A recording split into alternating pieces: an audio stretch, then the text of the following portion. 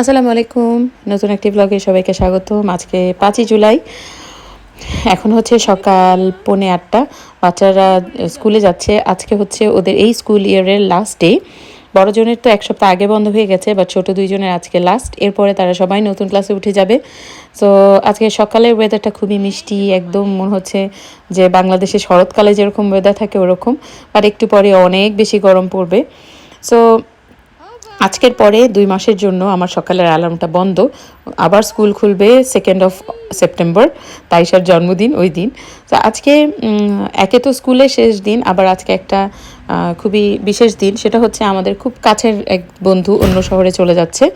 So মনটা খুব খারাপ, তাই আজকে তেমন একটা কোনো ক্লিপ আমি রেকর্ড করি নাই। আসলে কাছের খুব মানুষ, কাছের বন্ধুরা চলে গেলে না কেমন জানি ফাঁকা ফাঁকা লাগে। আর ওদের সাথে আমাদের সবচেয়ে মজার ব্যাপার হচ্ছে ওদের সাথে কিনা আমার পরিচয়, ওর বাচ্চা আমার মেয়ের সাথে একই স্কুলে যেত। সো প্রথম যখন ওরা ৫ বছর আগে এসেছিল তখন প্রথম ওদের সাথে আমার পরিচয়। ওরা আমাদের দেশি না, কিন্তু ওরা ইন্ডিয়ান। আর প্রথম যখন এসেছিল তখন আমার সাথে ওদের স্কুলেই পরিচয়, বাচ্চাটা যখন প্রথম এসে ভর্তি হলো। সো ওরা কালকে সকালে চলে যাচ্ছে অন্য শহরে। আমাদের যে ফ্রেন্ড নির্মল, মানে বাচ্চাটার বাবা, ও অনেক ভালো একটা জব পেয়েছে অন্য শহরে। আসলে এটাই হয়, ও ইন্ডিয়ান যারা এখানে আসে, তারা স্পেশালি ইঞ্জিনিয়ার যারা আমাদের শহরে, তারা বিভিন্ন জব নিয়ে আসে, আবার ভালো জব পেলে অন্য জায়গায় চলে যায়। সো ওদের সাথে আজকে দেখা হবে। কালকে সকালেই যেহেতু ওদের ফ্লাইট, এই কয়দিন ওদেরকে আসলে দেখা করবে করে করা হয় নাই, কারণ ওরা এখানকার বাসাটা হ্যান্ড ওভার করা নিয়ে খুব গুছানো নিয়ে খুব ব্যস্ত ছিল। আবার ওদের ছোট একটা বেবিও আছে ২ বছর বয়সে। সো সব মিলিয়ে খুব হেক্টিক একটা টাইম তাদের কাটছিল, তাই আর তাদেরকে ডিস্টার্ব করিনি। বা আজকেও ১০ মিনিটের জন্য জাস্ট দেখা হবে। সো ওরা বলেছে এই যে আমাদের যে সিটি সেন্টার সেখানে আসবে। সো এখন যাচ্ছি ওদের সাথে দেখা করতে। কিভাবে জানেও ওদের সাথে এর মানে আত্মার একটা সম্পর্ক তৈরি হয়ে গেছে। আসলে আত্মীয় হওয়ার জন্য যে ব্লাড রিলেশন দরকার হয় না, বা দেশ ধর্ম কোনো কিছু যে ম্যাটার করে না, তা আসলে এই রিলেশনগুলো থেকে বোঝা যায়। এই ৪.৫ বছর, অলমোস্ট ৫ বছর এত ভালো একটা সময় কাটিয়েছে ওদের সাথে। যখনই যে কোনো বিপদ আপদে ওরা আমাদের জন্য এগিয়ে এসেছে, আমরা ওদের জন্য এগিয়ে গিয়েছি। মানে খুবই ভালো একটা রিলেশন ছিল। এবং নির্মল যে মানে আমার মেয়ের ফ্রেন্ডের বাবা, ও খুবই ভালো মানুষ। কোনো হেল্প লাগলে কখনো যদি বলেছি, মানে মানুষকে ও যেচেই হেল্পটা করে। তো এই হচ্ছে আমার মেয়ের বান্ধবী আরিয়াহি। মানে ওরা তো সবাই কান্না করছে এরকম। আর আমার মেয়ে তো আগে একবার করে ফেলছে, সো ওদেরকে গিফট দিচ্ছিল ওরা। আর আমরা সবাই মিলে একটা আইসক্রিমের ট্রিট, যেটা সো ৪.৫ বছর আগে যখন প্রথম ওর সাথে আমার পরিচয়, তখন নির্মল আমাকে জিজ্ঞেস করছিল যে কিভাবে ওর মেয়েকে ফ্রেঞ্চটা শিখাতে পারবে। তখন আমি তাকে একটা কথা বলেছিলাম, তুমি আগে ডিসাইড করো যে তুমি ফ্রান্সে থাকবা কি না। তুমি যদি পার্মানেন্ট ফ্রান্সে থাকে তাহলে বাচ্চাটাকে ফ্রেঞ্চ শেখার জন্য প্রেশার দাও, কারণ ফ্রেঞ্চ অনেক কঠিন একটা ল্যাঙ্গুয়েজ। তো তুমি যদি থাকো তাহলে দাও, আর যদি না থাকো তাহলে ওকে প্রেশার দিও না। ইংলিশ যে ইন্টারন্যাশনাল স্কুল আছে সেখানে কষ্ট করে হলেও পড়াও। তো ও আমাকে তখন বলেছিল যে না, আর কোথাও যাব না, অনেক দেশ ঘোরা হয়ে গেছে, এখন আর কোথাও যাব না, ফ্রান্স ভালো লাগছে, এখানেই থাকবো। তো কালকে সে বারবার বলছিল যে আমি তোমাকে কথা দিয়েছিলাম যাব না, কিন্তু এখান থেকে এখন চলে যাচ্ছি। তো আমিও তাকে বারবার বললাম যে না, তুমি তো আসলে ফ্রান্স ছেড়ে যাচ্ছ না, তুমি ফ্রান্সেই আছো, অন্য শহরে যাচ্ছ। সো তুমি আমাকে দেয়া কথা ভাঙোনি।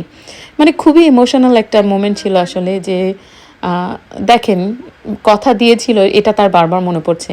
আমাদের মনে হয় কালকে কেউ কান্না করা বাদ ছিল না, সবাই মানে খুব ইমোশনাল হয়ে গেছিলাম। সো সেই ক্লিপগুলো আমি নেইনি, কারণ এইসব সব মুহূর্তের আসলে ভিডিও করা যায় না। শুধু আমার মেয়ের যেন স্মৃতি থাকে, কারণ এত দূরের শহরে চলে যাচ্ছে যে আমাদের থেকে প্রায় ৯০০ কিলোমিটার দূরে। হয়তো বা দেখা হবেও না কখনো, হতেও পারে নাও হতে পারে। যোগাযোগ থাকবে অবশ্যই, কিন্তু দেখা হওয়াটা খুব ডিফিকাল্ট হয়ে যাবে। সো এই জন্যই এই লাস্টের এতটুকুন জাস্ট করে রাখা, স্মৃতি হিসেবে ধরে রাখার জন্য। সেটাই কালকে বারবার ভাবছিলাম যে আসলে আত্মীয় হওয়ার জন্য আত্মার সম্পর্কই দরকার, ব্লাড রিলেশনের কোনো দরকার নেই। এটাই ওরা প্রমাণ করেছে। জাতি, ধর্ম, বর্ণ কোনো কিছুই আসলে ম্যাটার করে না। আর এই যে টিলিসোনাকে দেখেন, ওর কোলে উঠে ওকে জড়িয়ে ধরে ছড়েছে। টিলি কিন্তু কখনো এরকম কারোর সাথে করে না, কিন্তু ওর কোলে উঠেই ওকে যে জড়িয়ে ধরছিল, তখনই বোঝা যাচ্ছিল আসলে বাচ্চাটাও বুঝছে যে ও দূরে চলে যাচ্ছে। সো টিলি কোনোভাবেই ওর কোল থেকে আমাদের কোলে আসছিল না, ওদেরও বেশি সময় ছিল না, কারণ যেহেতু চলে যেতে হবে আগামীকালকে, আর এখানকার বাসাটাও বাড়িওয়ালাকে সব ক্লিন টিন করে বুঝিয়ে দিয়ে যেতে হবে। ওর ওয়াইফের সাথে আর আমাদের দেখা হলো না, কারণ ওর ওয়াইফ ক্লিন করছে। আমিও ওদের বাসায় গিয়ে আসলে ডিস্টার্বও করি নাই, আর ওদেরকে দাওয়াত করব করব করেও বাসায় করাও হচ্ছিল না, কারণ ওরা টাইম দিতে পারছিল না। সো যাই হোক, তারপরেও দেখা হলো, আর এটাই হচ্ছে সবচেয়ে বড় কথা যে যাওয়ার মুহূর্তে আমরা একটু দেখা করতে পেরেছি। সো আর আমার মেয়ের জন্য এইগুলো স্মৃতি হয়ে থাকবে। আর মানে এই জিনিসগুলো ধরে রাখার জন্য এই ছোট্ট ক্লিপটা। আর